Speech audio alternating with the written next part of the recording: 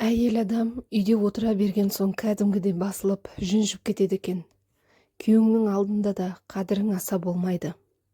Әкелгенін қанағат тұтып, ұқсатып отырмын. Декреттен кейін 8 жыл өтсе де, әлі жұмысқа шыққан емеспін. Әбден жалықтым. Күйеуіммен ақылдасып, таныс арқылы бір жұмысқа шықтым-ау.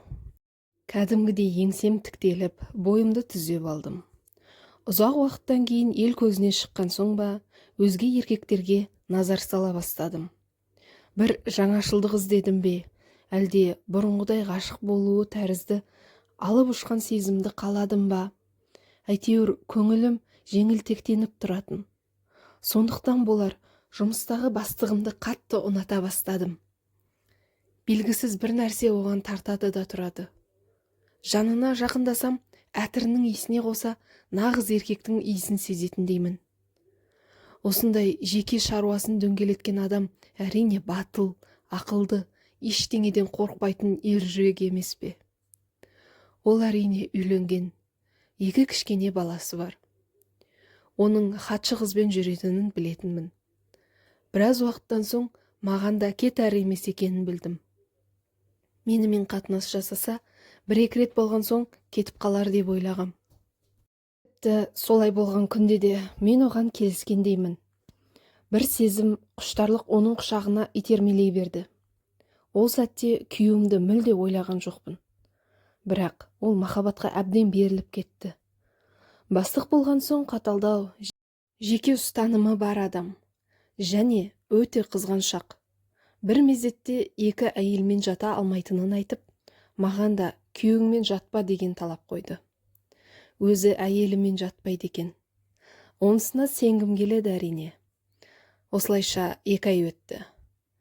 Енді онымен қатынасты тияйын десем, жұмысымнан айырылып қалам ба деп қорқам. Айлығым жаман емес. Бастығыма ауырып жүрмін, емделуім қажет. Әзірге жақын қатынасқа түсуге болмайды деп, жарты айдай күйеуіммен жатып жүрдім. Бұл бетсіз тірлікті доғару керек деп шешіп, сосын арман, отбасыма ораламын. Күйеуім екеуміз бөтен адамдар сияқтымыз. Өкінішті, сен ренжіме деген едім.